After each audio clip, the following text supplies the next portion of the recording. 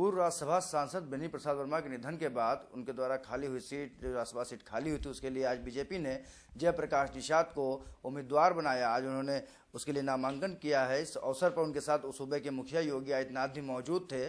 इस मुद्दे पर बात करने के लिए मेरे साथ मौजूद हैं पूर्व कैबिनेट मंत्री ओम प्रकाश राजभर। ओम प्रकाश राजभर का कहना है कि बीजेपी जो है वो सिर्फ निषाद समाज को धोखा देने का काम कर रही है, जैसा कि उन्हें दिया था।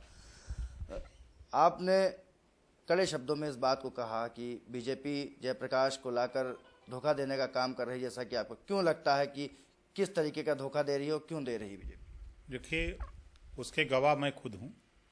2017 के चुनाव में मौर्य समाज से कुशवाहा साहब के सैनी माली से कहा गया कि आप बीजेपी को वोट दो और दिलाओ, तुमको मुख्यमंत्री बनाया जाएगा।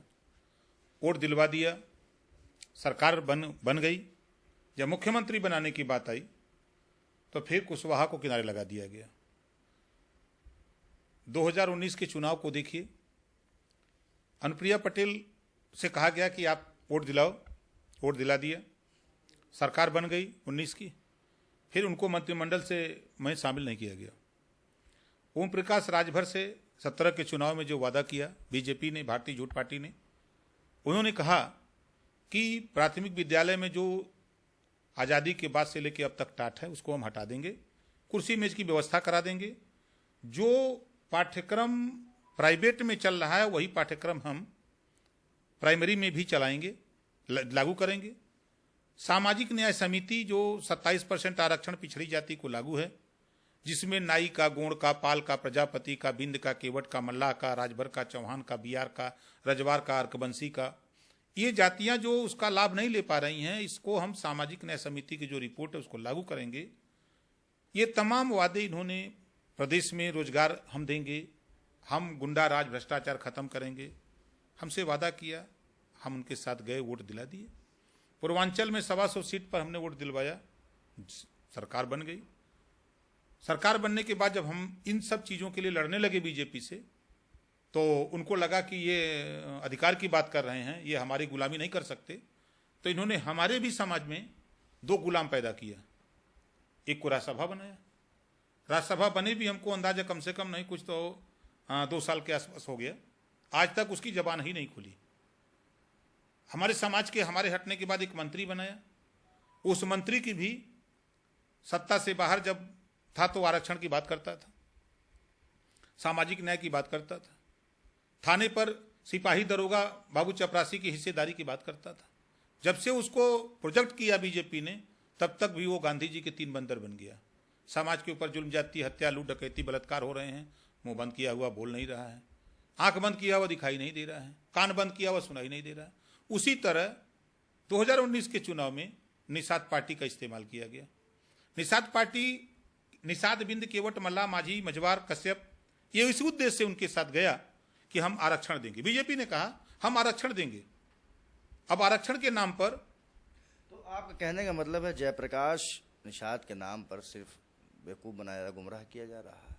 देखिए, बीजेपी ना निषाद समाज को दिया ना राज्यसभा सांसद बीजेपी ने, कि वो गुलाम बना करके रखती है कि समाज की बात न करो, तुम अपने, तुम्हारा विकास हो जाएगा, तुम सांसद होगे, तुम अपना विकास करना, लेकिन समाज की बात मत करना।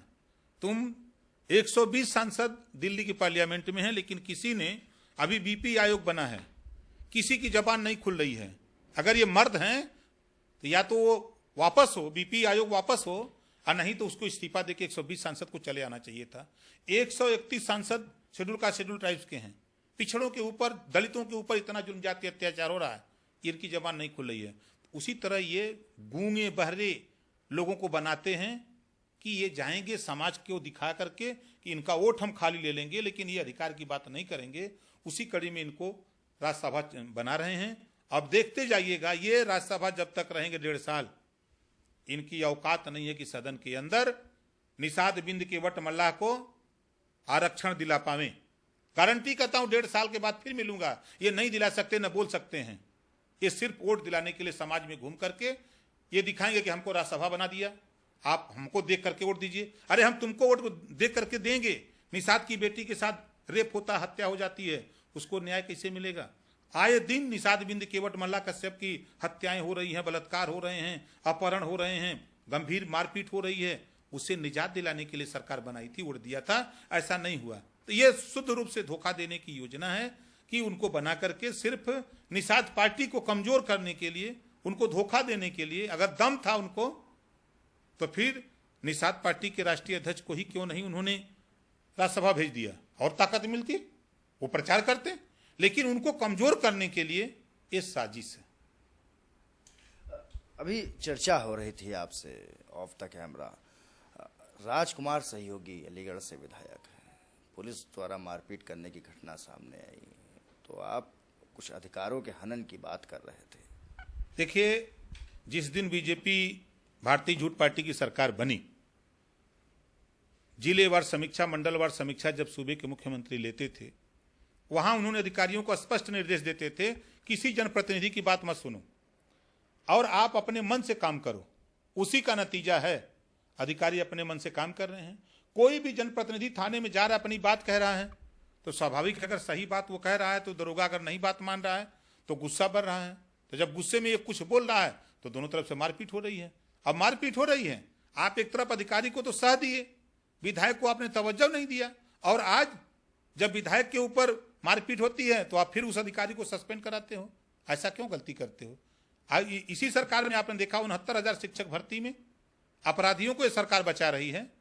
वहां प्रयागराज इलाहाबाद का एसएसपी जब वहां खुलासा किया कि 14 लाख 15 लाख रुपया ले लेकर के शिक्षक भर्ती में लोग किए हैं, उसका रिजल्ट आया, जब वो गिरफ्तारी करके किया, और जब आरएसएस के कुछ नेता और भाजपा के कुछ नेता पकड़े जाने की बात आई, 1 बजे रात मुख्यमंत्री ने उसको हटा दिया।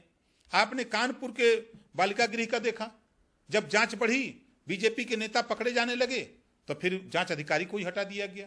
वही हाल देवरिया के बालिका गृह का हुआ। तो अपराधियों को तो संरक्षण बीजेपी सरकार का है। उदाहरण देख, क्या कहना है कि आपका क्या कहना चाहते हैं, जितने भी विधायक हैं वो अब पीटे जाएंगे, पुलिस पीटेगी और सरकार मूक दर्शक बनी रहेगी? क्योंकि जो कार्रवाई हुई, सस्पेंशन की कार्रवाई हुई, क्या एज अ नेता आप उसको कैसे देखते हैं? क्योंकि आप भी कैबिनेट में रह चुके हैं, सिर्फ एक सस्पेंशन है सचो के ऊपर और विधायक से हाथापाई, क्या कहना है? ये देखिए, एक लोरी हमने बहुत पहले से सुना है, बच्चे जब रोते हैं तो माँ लोरी सुनाती है। चंदा मामा यारे आवा, पारे आवा, नदिया किनारे आवा, सोने के कटोरवा में दूध भात ले ले आवा, बच्ची के मुंहवा में घुटू। हजारों साल से ये लोरी सुनाई जा रही। कोई सी भी बच्चे को, गरीब के बच्चे को आज तक सोने के थाली में या कटोरी में आज तक उसको खाना नहीं मिला। उसी तरह ये सिर्फ दिखाने के लिए कि अब विधायक के साथ हुआ। आज के तारीख में उत्तर प्रदेश में बीजेपी के पास 312 विधायक हैं। आज की तारीख में, आज अविश्वास प्रस्ताव आ जाए तो 300 से ज्यादा विधायक इस सरकार के खिलाफ हो जाएंगे। लम्भुआ से बीजेपी विधायक देवमणि दुबे जो है आज अलीगढ़ कई विधायकों के साथ पहुंचे हैं। उप मुख्यमंत्री केशव प्रसाद मौर्य से उनकी बातचीत हुई। उन्होंने कहा कि अगर सही एक्शन नहीं लिया जाएगा तो इस्तीफे की पेशकश की है देवमणि द्विवेदी ने कि हम विधायक पद से इस्तीफा दे देंगे अगर इस तरह मारपीट होगी और उसके बाद केवल इतनी हल्की कार्रवाई होगी। क्या देखिए, हम उस विधायक से कहूंगा कि इस्तीफा नहीं, सभी विधायक मिलकर के एक साथ राज्यपाल के यहाँ चलें।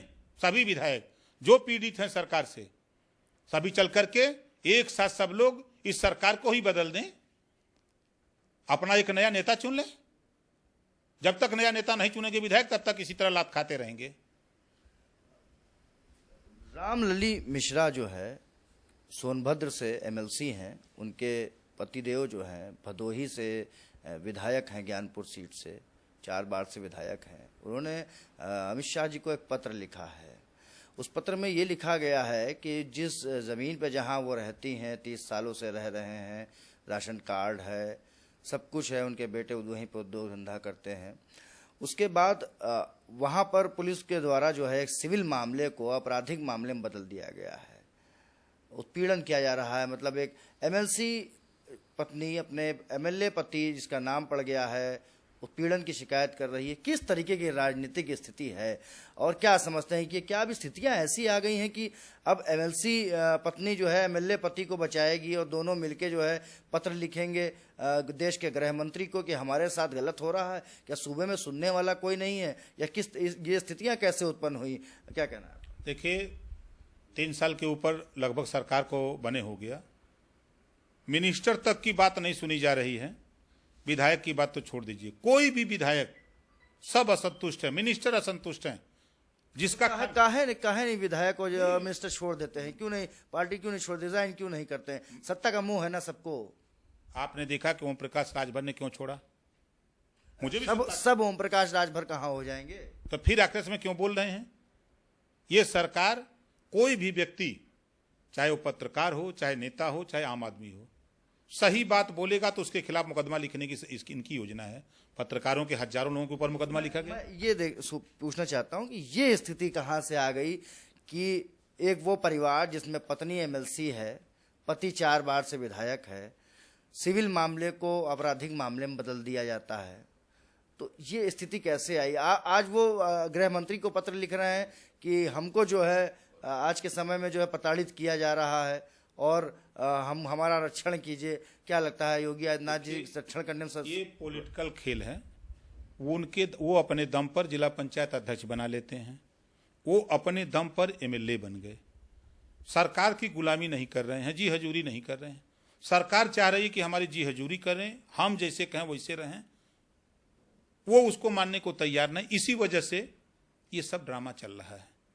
जितने भी आप देखिएगा, बीजेपी में जितने लोगों ने बीजेपी ज्वाइन कर लिया, अगर शायद बीजेपी में ज्वाइन करने वालों की लिस्ट देखेंगे उठा के, तो उसमें से 95% से ज्यादा लोग अपराधी हैं, भ्रष्टाचारी हैं, दुराचारी हैं। ये सब के सब बीजेपी एक ऐसी वॉशिंग मशीन है, इधर से हिलते हैं और उधर से फ्रेश होकर निकल जाते हैं।